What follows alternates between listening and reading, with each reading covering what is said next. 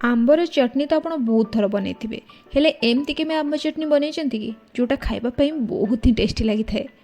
कंचा आंब सरिया पूर्व जदि आप एमती थे न बनई ताले आप गोटे बहुत बड़ जिनस मिस कर दौरान।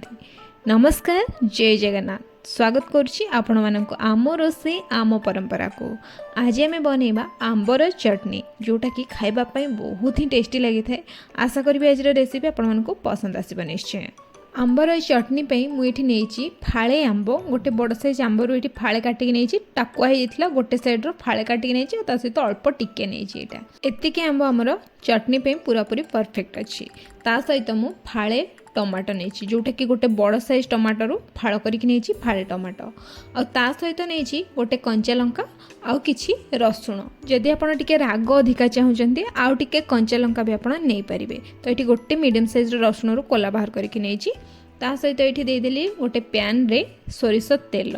आपण ये चटनी बनवाई सोरिष तेल ही यूज करंतु और ये चटनी को बन सारापर आप आराम से 10 ରୁ 15 दिन जाए फ्रिज रखिक एंजॉय करें। तेल ये बिल्कुल भी गरम है बहुत ही हल्का गरम थी तेल रे आपड़ देदेवे टमाटो को आउ जहाँ भी जिनस आम रखी थे ना प्लेट रे से सब जिनस को ये देदेबा कहीं आमको ये तेल को पूरा हाई फ्लेम रे बिल्कुल भी बे गरम करार नहीं पूरा हल्का हल्का गरम हो से टाइम रे ही आप ये सब जिनस को देदेवे। सब जिनस को दे सारापर घोड़णी घोड़े नहीं जावा सांगे सांग कहीं तेल बेसी गरम नाला आम सब जिनस को देते जो गरम होना सेटा टिके फुटिया स्टार्ट कर तेणु आपड़ एमती सांगे सांग घोड़े नहीं घोड़ार 5 मिनिट पर ये आमर भल भाव में सीझी जाइए।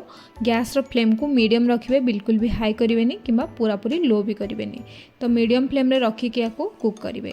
ये आमर बढ़िया से कुक हो 5 मिनिट पर घोड़णी खोली सारा पर ही मुझे बाहर करके नहीं आसी। आप देखिपे आंबर कलर तलपटे जोटा मुझे देता पूरा पूरी चेंज हो बढ़िया से सीझी जाइए। आंब टिके टिके पोड़ा पोड़ा जो देखा ना जोटा पोड़नी तेल रे भाजी हो तो सेमती देखा आठी आप देखिपारे आंब को केमती मु बाहर करुच्ची स्पून द्वारा स्पून रे एमती आप बाहर करने चोपा पाखे जहाँ भी लगी आंबर जो पल्स को आपड़ एमती बाहर करने बनवाई 5 ରୁ 10 मिनिट ही काफ़ी बहुत ही जल्दी बनीज रेसिपी।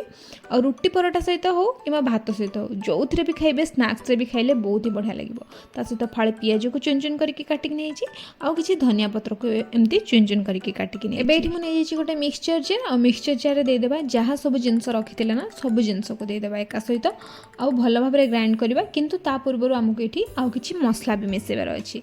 बेसी किछि मसला आमको ये दरकार हेनी केवल टेस्ट हिसाब से आमको ये मसला को मिसेबार अच्छी। जमती कि आम ये मिसेबा टिके जीरा गुंड जोटा कि भजा जीरा गुंड सेटा ही मिसेबे आप बहुत ही बढ़िया टेस्ट आसे। ये मु आधा छोट चमच हम जीरा गुंड ऐड करछि ता सहित ऐड करबा ये काश्मीरी रेड चिली पाउडर जोटा कि पूरा पूरी ऑप्शनल अच्छी।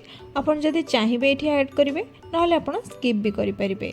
ता सहित आप चाहिए जदि ये कंचा लंका गोटे भी ऐड करेंगे आपण टेस्ट हिसाब रे।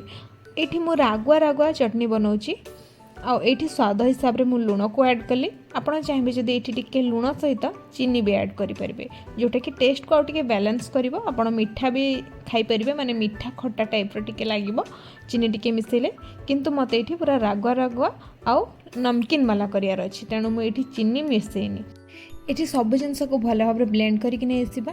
ये बिल्कुल भी आमको पानी मिसेवा दरकार नहीं पानी मिसेले पानी चिया हो तेणु पानी बिल्कुल भी मिसेनी मुझे आमर रेडी हो जाइए चटनी जोटा कि आप स्नैक्स रे खाईपर भात रे खाईपर कि रुटी परोटा से सब भी खाईपर बहुत ही टेस्टी लगे। 100% गारंटी दूसरी थरे खाइला माने आप आउ थे निश्चित भाव में बनइबे। जदि आपको आज चटनी रेसिपी भल लगी था गोटे लाइक करूँ आपंकर फ्रेंड्स और रिलेटिव सहित वीडियो को बहुत मात्रा रे शेयर करूँ। चैनल जदि नुआ अच्छी तेज सब्सक्राइब निश्चय करके जातु। तेज आज वीडियो को आम एंड करवा पुणी आसवा गोटे नुआ वीडियो नहीं कि रोचे। धन्यवाद। जय जगन्नाथ।